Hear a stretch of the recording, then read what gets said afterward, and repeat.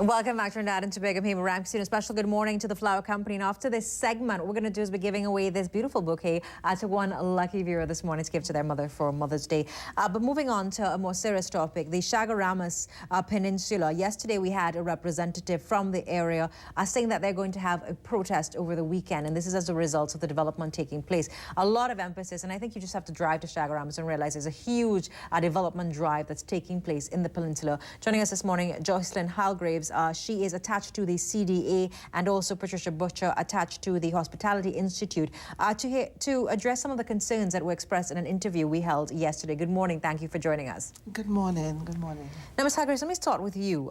The development thrust that's taking place in Chaguaramas, is this part of a plan, and when was this plan formulated?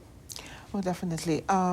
It is part of a plan, and the development of Chaguaramas has started as a result as far back as the 1974 plan, linking it back to the current master plan study, which took place in which started in January 2013 for a period of 1 year. The development looks at the guiding philosophies for the CDA regarding the use of its asset.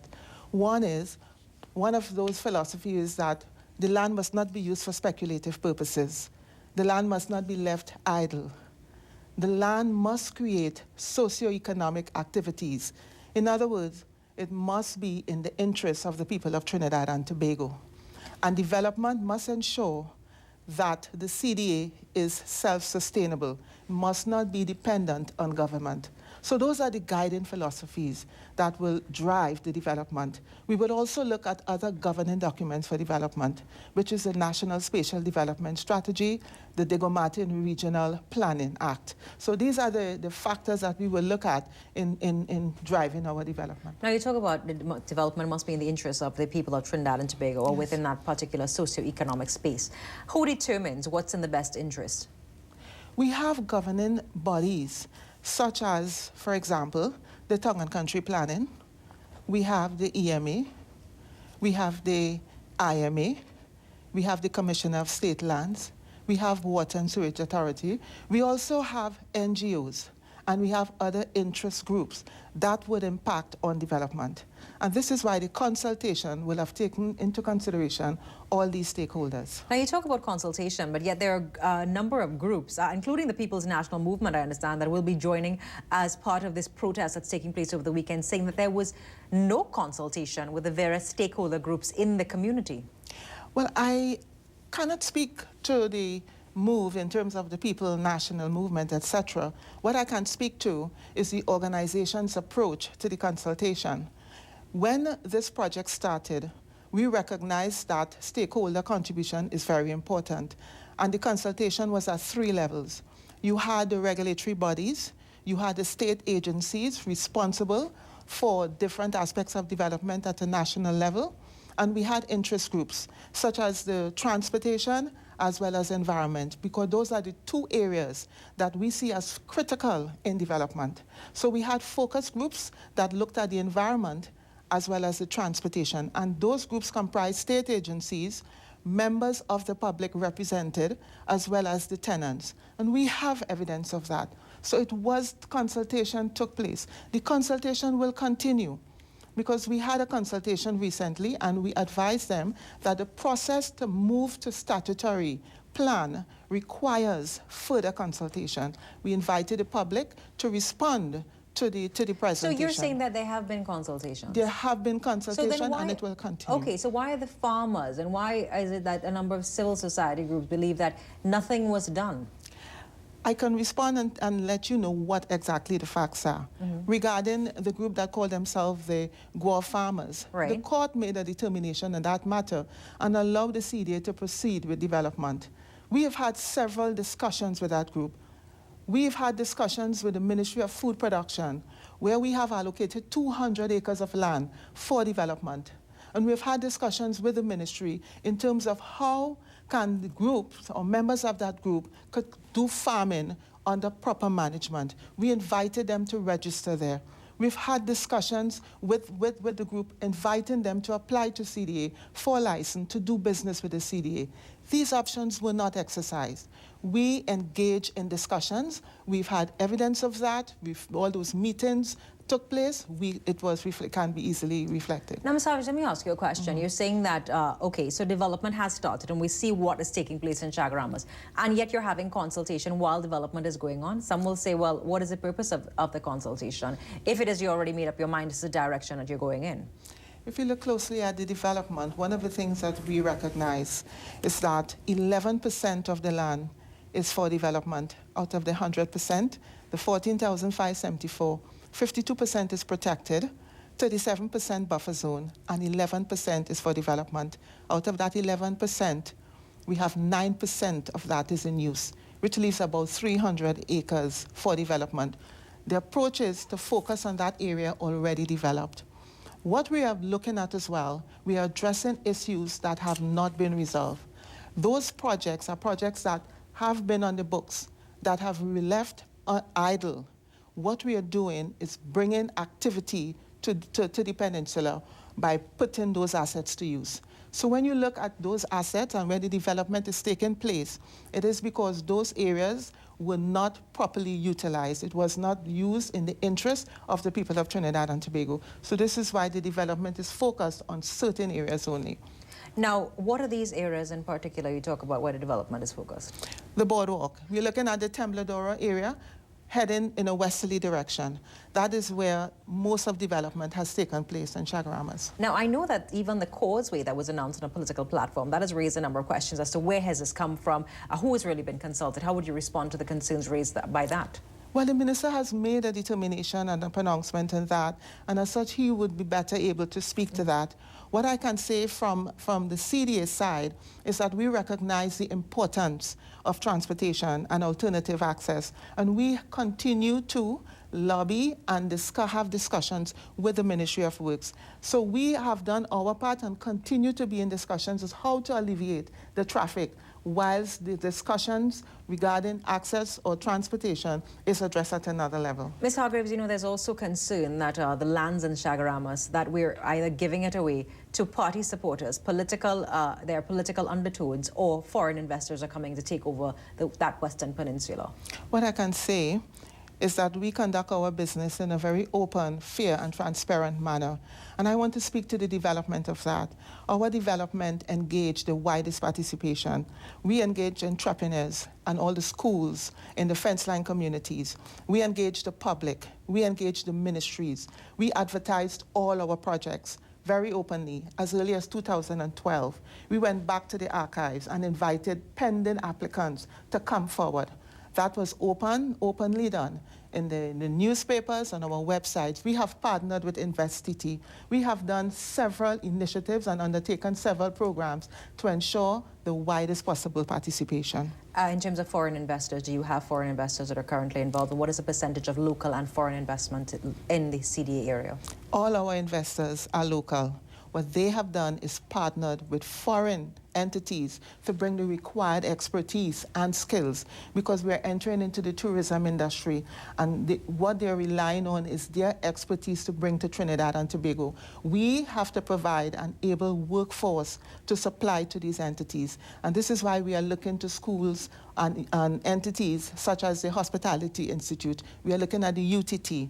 These are the institutions that are on the peninsula and that we are relying on to supply the able workforce to these projects. Now, Pat Butcher is also on set with us this morning. Yeah. Pat, you're attached to the Trinidad and Tobago Hospitality Institute. A number of statements have been made that the businesses in Chaguaramas, so the key stakeholders, because your institute is housed in Chaguaramas, there's no alignment and there's been no consultation. Have you been consulted, and what's the involvement in your institute? Early 2014, the CDA came with a number of their managers to discuss with us the proposed venture, and they left a DVD with us, which showed all of the projects that they were going to undertake in the Chaguaramas area and the implications for employment opportunities for our graduates. So that information was shared with me early last year, and we shared that with all of our staff members. I've yet to speak with the investors, however, to know the specifics in terms of the specific skill sets that will be required. The CDA is well aware of all the programs that we offer.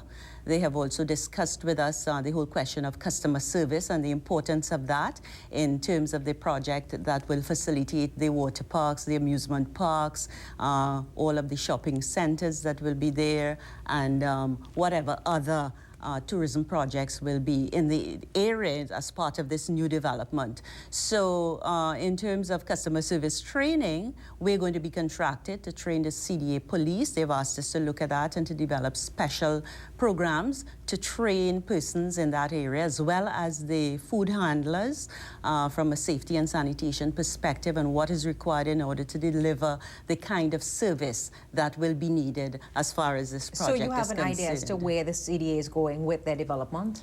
Well, I have a general idea. Specifically, it will be rolled out, and as it is rolled out, and as the investors come to speak to us at TTHTI, we will know specifically what skill sets are required and whether we will have to include anything different in our curricula at TTHTI. Ms. Hargreaves, this is a question that came in on our Twitter account, and I need to ask you about this. The lands in Chaguaramas, I know pre-World War II, they belong to several prominent families in Trinidad and Tobago. A lot of it is still, there's still some long-lasting court battles that have continued. Are there still original court cases involved for the acquisition and claiming ownership of the lands in Chaguaramas? That has already been determined by the court, and that matter has been settled. And rightfully, the lands are legally vested into Chaguaramas Development Authority. Now, also moving forward with this, there's a protest that's taking place over the weekend. I'm pretty sure that you know that. What is the CDA going to do to sort of, are you going to meet them halfway, or are you just going to allow them to make some noise and let's see what comes out of it? What I can say, Hema, is that, firstly, we have engaged in several discussions with our stakeholders. We are dealing with legacy issues that remain unresolved, and now we are addressing. It requires discussion and consultation. One of the things I would like to go back to is, what is the guiding philosophy? Tenants are paying peppercorn rent for years. We have tenants that are not paying any rent at all and are existing on the land. That is a burden to the taxpayers. This has to be addressed, and it has to be addressed through dialogue and some give and take. And this is where the discussion and collaboration ought to take place. And we would continue to do that to resolve these matters. Most of these tenants that we know, their situation are legacy issues, and it requires review consistent with the guiding philosophy. Is this the best use of the space? How can you develop this consistent with a plan? How can you contribute to economic activity to create the critical mass that we are seeking that will bring and engage the widest possible participation? So it is an ongoing process which will not be resolved overnight. And we recognize that we are not perfect in all things, but we are working to get it right because we are addressing long outstanding and legacy issues. The convention center was also a very heated political topic. What is the status of that? We are currently in negotiations with a preferred proponent, an investor and developer. That negotiations are ongoing. Who is the preferred choice, and how did you determine this choice? What was the criteria used for selection? A process was followed. It was in the newspapers for as long as 6 months, and we received responses. The responses were not as we would like it. We had one person that responded. We advertised this in the newspapers, in the public domain, in all spheres. We engaged InvestTT. So due process was followed. The process was fair, it was open into the public domain. But I want to speak to the overall development of Chaguaramas. The hotel plays a key role in development. And what is the status of the, okay, so the plans are to what? To refurbish the hotel, to sell the hotel? To upgrade it to 4-star status, and we cannot sell land in CDA. Yeah, because it's we vested. lease land, 30 years lease. At the end of that period, the land reverts back to the CDA. So again, what is in the interest of the people of Trinidad and Tobago? What will engender the widest possible participation? The hotel has been inactive for years and a burden to taxpayers. We need to put it to use to the benefit of people of Trinidad and Tobago. Your closing comments, Ms. Butcher, what would you like the population to know? Well, as far as the hotel is concerned, I mean, I sit and look at it through my window, and I've always wondered, why are we not using that property effectively? My students will have opportunities to get internships across there, so I look forward to the day when that hotel will be back up and running, where our people will be able to find employment in that particular location. Your closing comments, Ms. Hargreaves, what do you want the population to know? I want the population to know that we will continue to engage in discussions and dialogue. We will continue to listen. And we intend to, and we are committed to the development and management of the peninsula in the interest of all. That will engage the widest possible participation for jobs, for careers, and entrepreneurial activities. Thank you. Looking at the closing comments, we take a very short break. When we come back, we're going to open our phone lines for a little bit to give one of our lucky viewers an opportunity to win this beautiful bouquet, courtesy the Flower Company of Trinidad and Tobago. This Mother's Day. Stay with us.